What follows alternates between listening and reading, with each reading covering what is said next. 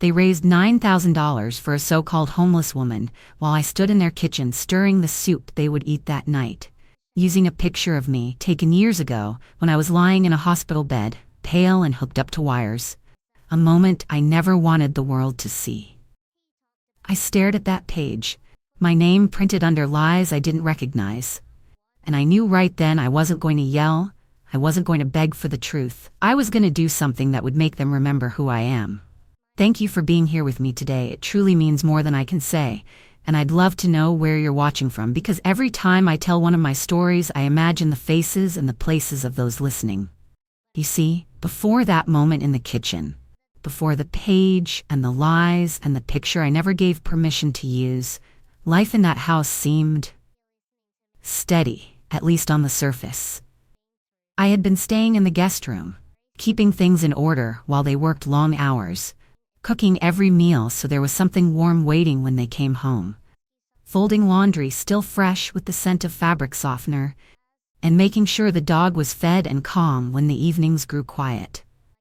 It wasn't glamorous, but it gave me purpose, and I believed we had an understanding that my presence was a help, not a burden. I moved through my days with a kind of quiet routine, measuring flour for bread, brewing strong coffee in the morning, wiping down counters until they shone, never thinking that somewhere, beyond the walls of that kitchen, my name was being tied to a story that painted me as helpless and destitute.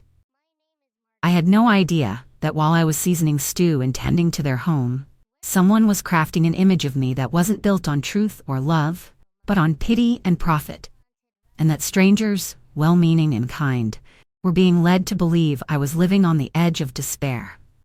It was small things at first, so subtle that if I had not been paying attention, they might have slipped right past me without a second thought.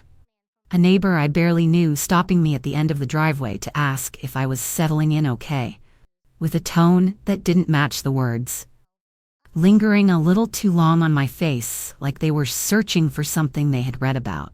A woman in the grocery store giving me that tilted head smile, the one people give when they think you're fragile, and telling me about a church group that could help me get back on my feet.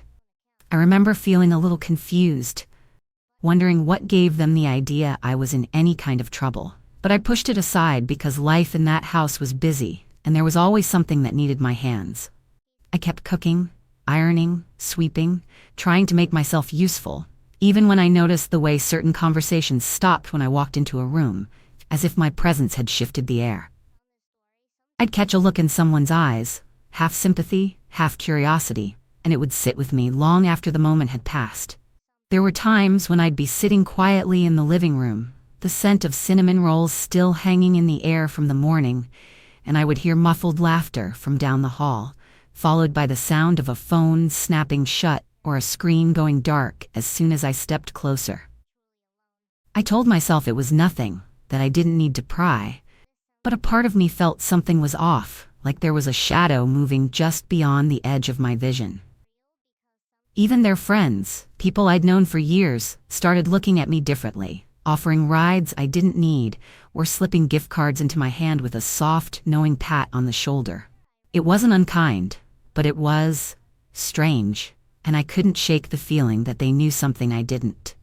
I held on to my quiet routine, keeping my head down, because I thought the truth, whatever it was, would eventually come to me. Then one evening, as the sun sank low and poured that golden light across the kitchen floor, I noticed the dog sitting near the table, watching me like he knew a secret, his ears twitching toward the sound of hushed voices in the next room. I paused, spoon in hand, listening just long enough to catch a few words. "She's lucky we took her in. She's got nowhere else to go," before the voices dipped into a whisper I couldn't make out. My hands felt suddenly heavy, the air a little colder, but I forced myself to keep moving, stirring the pot like I hadn't heard a thing. It was in those moments, with the smells of dinner wrapping around me and the quiet of the house pressing in, that the unease began to settle deep in my bones. I didn't know the whole story yet, but I knew it was coming for me. And when it finally reached me, I suspected it would change everything. That night, after the whispers and the half-heard words had already taken root in my mind, I found myself moving through the house with a strange sort of heaviness, like my feet knew something my heart wasn't ready to face. The dinner dishes were done. The kitchen was spotless, and the quiet was the kind that makes every sound sharper. I sat down in the guest room with the little lamp casting a soft circle of light on the wall, telling myself I would read for a while, maybe knit, anything to settle my thoughts. But my mind wouldn't rest. It kept circling back to the way they had said it. "She's lucky we took her in." Like I was some stray they'd rescued from the cold, like the years I had spent holding that family together had been erased and replaced with a story they could pass around like gossip at a coffee table. I didn't want to believe there was more to it than just careless words, but something inside me knew there was a bigger truth waiting, and I was about to stumble straight into it.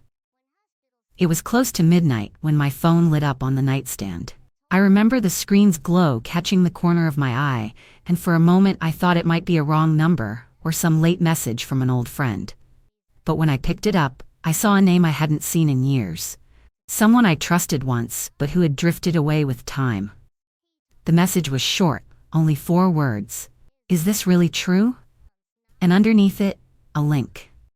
I didn't even think before tapping it, not realizing that my life, as I knew it, was about to tilt. The page took a moment to load, and in those few seconds my stomach tightened like it already knew what was coming. And then there it was. A big, bold title. "Help my mother, she's struggling." Followed by a picture that made my chest feel like it had been struck. It was me, but not me as I am now. It was a picture from years ago, taken when I had been in the hospital after a surgery, pale and weak, with the wires and machines surrounding me like a cage. I had never shared that photo, never wanted it seen, because it was taken at one of the most vulnerable moments of my life. Yet there it was, front and center, above a long paragraph of lies dressed up as compassion. Words about how I had fallen on hard times, how I had nowhere to go, and how my daughter had opened her home to give me a place to sleep. They wrote that I had been living without stability, that I was trying to rebuild my life, and that any donation, no matter how small, could help restore my dignity. I read it all, line after line, feeling my face grow hot, not with shame, but with something colder, heavier. Betrayal that reached down into my bones. At the bottom of the page, in a cheerful font, it said over $9,000 had already been raised, and there were comments from strangers sending love, prayers, and little notes telling me to stay strong and hang in there. They believed every word. They believed I was sleeping on the street, or moving from couch to couch, or worse. And all the while, I was standing in that kitchen each day, cooking meals, ironing shirts, feeding their dog, living in a perfectly good room under their roof. I scrolled further, my hand trembling just enough to make the screen blur for a moment, and I saw updates my daughter had written to keep the donations flowing. She'd told people I had medical bills stacking up, that I couldn't afford groceries, that she was covering everything out of her own pocket and needed help to keep me from slipping through the cracks. Every sentence was another twist of the knife. And then I saw the date when the campaign had been started. It had been running for weeks. Weeks of smiling at me over dinner. Weeks of letting me believe we were simply living together as family, while she told the world I was some helpless shadow of a person. I set the phone down for a moment and stared at the wall, hearing nothing but the faint hum of the refrigerator down the hall. My mind drifted to all the nights I had stayed up with her when she was sick, the sacrifices I had made without hesitation, the way I had fought for her when she had no one else. And now, here I was, a prop in her story, a convenient figure to gather sympathy and money from strangers. I thought about marching straight into her room, waking her up and demanding an explanation. I imagined the shouting, the accusations, the tears, but I didn't move. Something in me knew that yelling would only give her more to twist, another story to tell. Instead, I picked the phone back up, scrolled slowly to the top of the page, and copied the link. My hands were steady now, my breath even. I didn't know exactly what I would do with it yet, but I knew one thing for certain. I wasn't going to let this sit in the dark. Whatever happened next, it would be on my terms, in my time, and in a way that would make sure she never forgot the moment she learned I was not the woman to quietly be used. I placed the phone on the table beside me, switched off the lamp, and lay there in the dark, staring at the ceiling, planning my next move in silence. The next morning, I moved through the kitchen like it was any other day. The smell of coffee filling the air, the light from the window spilling across the counter, but every sound felt sharper now, every movement deliberate. I was chopping vegetables when she walked in, phone pressed to her ear, her voice light and full of laughter. She leaned against the counter, talking about how well the campaign was doing, not realizing I could hear every word. She didn't look at me, just opened the fridge and reached for the milk, still smiling at whatever was being said on the other end. I kept my hands steady, my eyes on the cutting board, but inside, I felt the cold truth settling deeper. There was no guilt in her voice, no hesitation, only pride in what she'd built out of my name. I said nothing, and she never noticed the silence stretching between us. I already knew my answer would not be shouted across a kitchen. It would be delivered in a way she would never forget. After she left for work that day, the house felt different, as if every corner carried an echo of what I had just heard, and I couldn't shake the weight pressing against my chest. I sat at the kitchen table for a long time, my hands wrapped around a mug that had long gone cold, staring at the wood grain, as though it could tell me what to do next. Memories kept coming, uninvited but relentless, of the years I had spent making sure she never went without, the nights I worked past exhaustion so she could have new shoes for school, the meals I skipped so she could eat, the way I held her when she was afraid. I remembered the hospital stays, not just mine, but hers too, when I would have traded places with her in a heartbeat if it meant she wouldn't have to suffer. All of that care, all of that history, and now here I was, a character in her made-up tragedy, turned into a prop so she could collect money from strangers who believed every word. I thought about the people donating, their kindness being used as fuel for something built on deceit, and the way it twisted my stomach, knowing they saw me as someone struggling to keep a roof over her head, when, in truth, I was cooking in a kitchen that wasn't mine, eating at a table I had helped pay for long before she owned it. It wasn't just the lie that stung, it was the fact that she had taken my dignity without asking, and she had done it so easily, as if it were hers to use. The more I thought about it, the clearer it became that this wasn't a mistake or a misunderstanding. It was a choice she had made, and she had made it over and over again each time she updated that campaign with another fabrication. The hurt began to settle into something colder, something sharper. I knew if I let my anger speak for me, I'd be giving her the chance to twist the story even further, to paint me as ungrateful or unstable. So I forced myself to stay still and let the emotion run its course until I could think clearly. I opened my phone and went back to the page, reading it again, this time with the eyes of someone preparing for a fight. Every sentence, every comment, every photo was a piece of proof. I began saving them one by one, taking screenshots, making sure the dates and details were clear.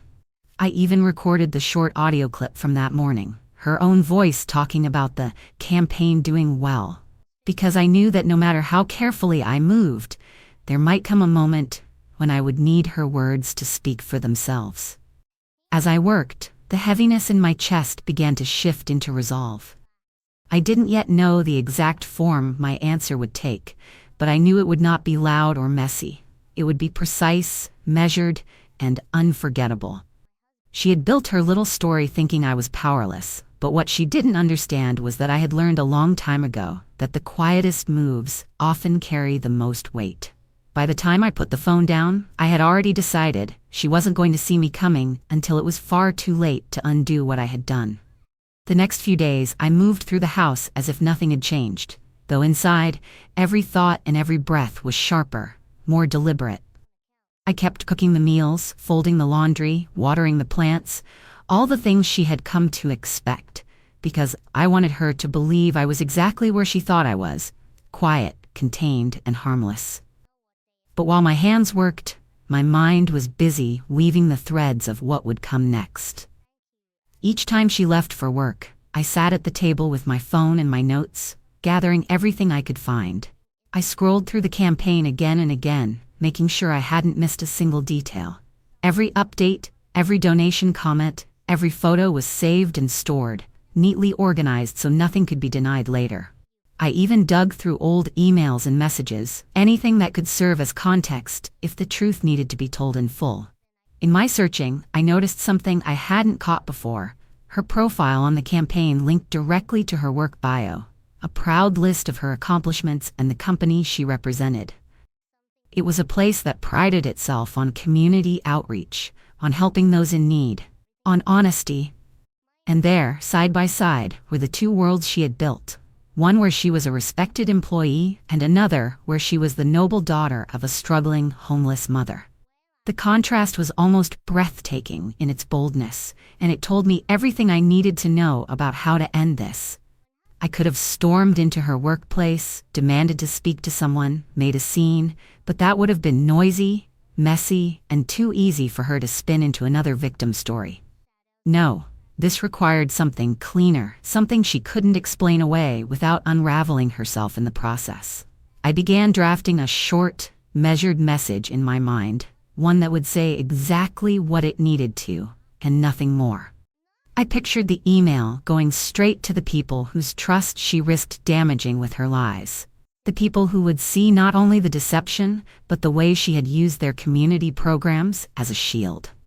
I imagined their faces as they read her own words from the updates, listened to her voice on that recording, and realized what she had been doing all this time.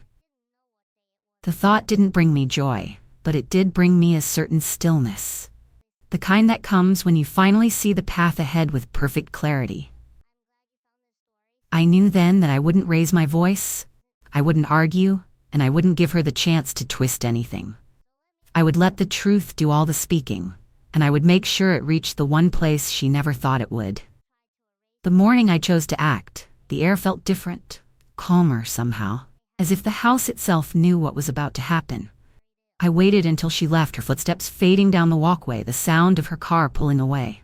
I sat at the kitchen table with my coffee, the steam curling into the sunlight spilling through the curtains, and I opened my laptop. My hands didn't tremble.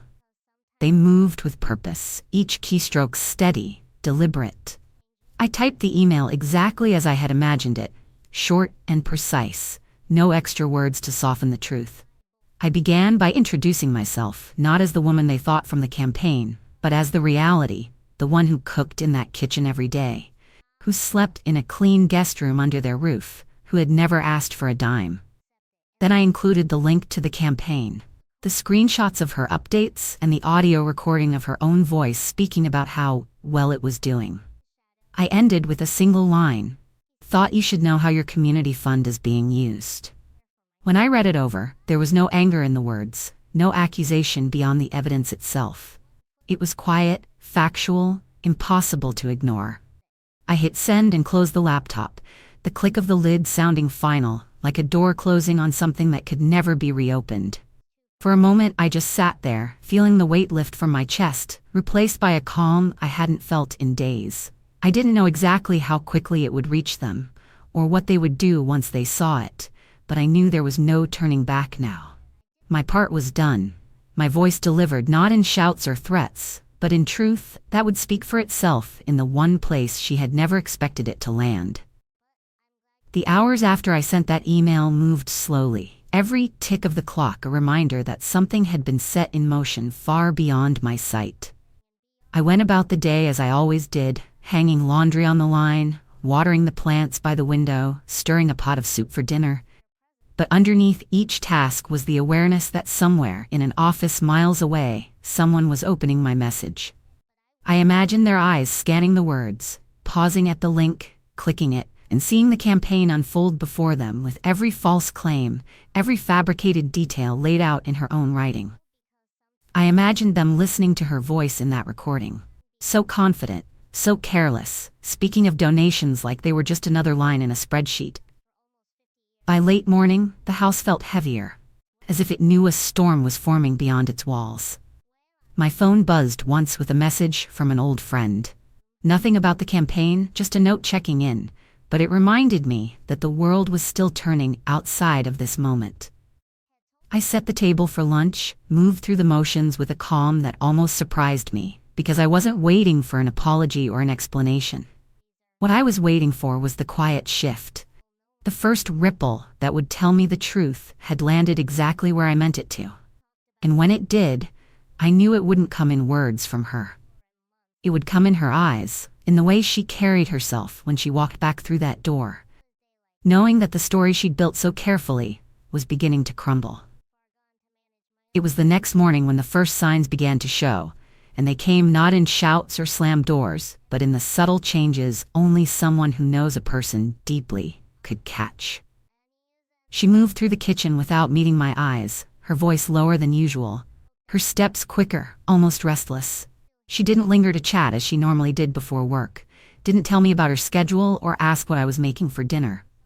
Instead, she grabbed her bag and keys with a clipped motion and left without a backward glance, the front door clicking shut with a sharpness I had not heard before. I stood at the counter, my hands resting on the cool surface, letting the moment settle, because I knew this was the beginning of the unraveling. Somewhere between yesterday morning and this one, the truth had reached her, not through me, but from the very place I had sent it to. By mid-morning, I noticed she had returned home earlier than expected. The sound of her car pulling into the driveway broke the quiet, followed by the quick, heavy steps of someone carrying more than just physical weight. She went straight to her room without saying a word, the door closing firmly behind her. I could hear the muffled rhythm of her voice on the phone, low and tense, not the easy confidence she had carried before. There were pauses, long stretches of silence between her words, the kind of silences that happen when someone is listening to news they cannot control. I didn't press my ear to the door or try to catch the details. I didn't need to. I had lived long enough to recognize the sound of a person being cornered by their own actions. The rest of the day unfolded in a quiet that was thick, almost oppressive. She avoided me entirely, moving quickly from one room to another, as though the air between us had grown too heavy to stand in. I continued with my routine, not because I wanted to pretend nothing had changed, but because I wanted her to see that I didn't need to break the silence to make my presence known. Every stir of the pot, every sweep of the broom was a reminder that I was still here, that I had not been erased by her story, and that I had acted without raising my voice, yet still managed to place the truth where it mattered most. That evening, when she finally emerged from her room, her eyes were red and her shoulders were tense. She didn't look directly at me as she poured herself a glass of water, and her hands shook just enough for the rim of the glass to tap against the counter. I stood at the stove, my back to her, and I didn't offer comfort or question. She left the kitchen a moment later, retreating into that same uneasy quiet. I knew she wasn't sorry for what she had done. She was sorry she had been caught, and that was a different kind of weight altogether, one she would have to carry long after the campaign was gone. The days that followed settled into a strained rhythm, each of us moving around the other, like we were navigating an invisible boundary neither dared to cross. She kept her distance, speaking only when necessary, her words clipped and without the casual warmth she used to offer. I noticed the way she avoided my gaze, how her eyes would flick past me as if lingering too long might force her to acknowledge the truth that now sat between us.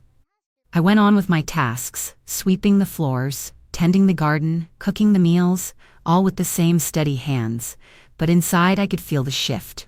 The power she thought she held over my image, my dignity, had slipped quietly into my hands without a single raised voice. Every now and then, I'd catch the faint sound of her on the phone again, her voice pitched low, the tone carrying that same defensive edge I had heard the day she came home early. It was the voice of someone trying to explain themselves to people who had already made up their minds.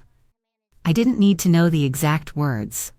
I could hear the strain in the pauses, the way she was being made to answer for something she had thought no one would ever question.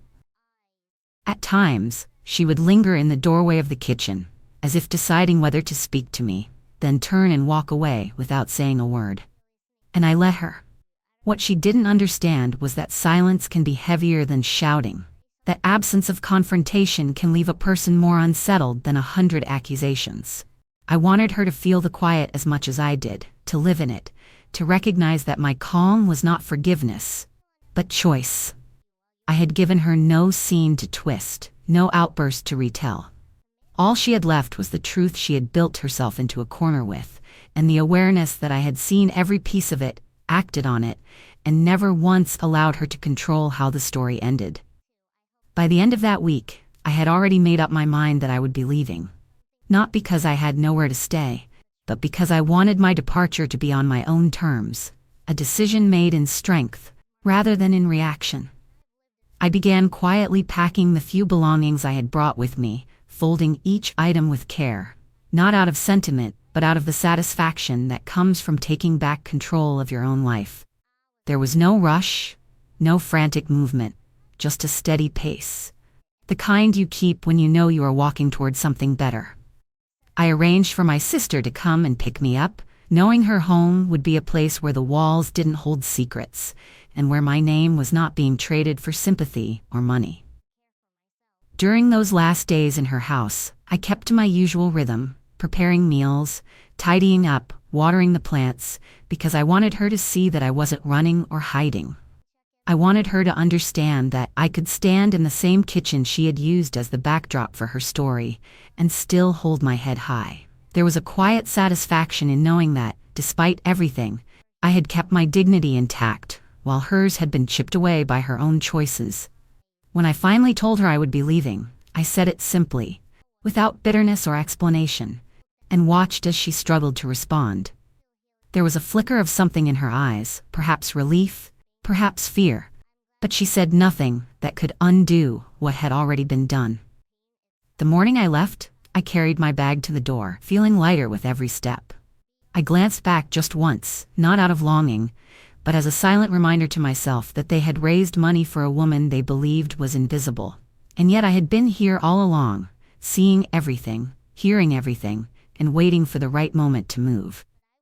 I stepped outside into the fresh air, knowing that my story had not been stolen from me after all. It had only been rewritten. And this time, I was the one holding the pen. As my sister's car pulled away from that street, I didn't look back again, because there was nothing left there for me, no part of that house or that story that I needed to carry forward. I sat in the passenger seat feeling the weight of the past week finally lift, replaced by a calm certainty that I had done exactly what needed to be done. There was no victory parade, no grand declaration, only the quiet truth that I had stood my ground without raising my voice. And in doing so, I had taken back what was mine, my dignity, my name, and my peace. Sometimes the strongest answer is the one given in silence, backed by action that speaks louder than any argument could. If you've ever had to take back your truth, tell me in the comments below, or simply write, "I spoke up," and don't forget to subscribe so you can be here with me for the next story. Thank you for watching.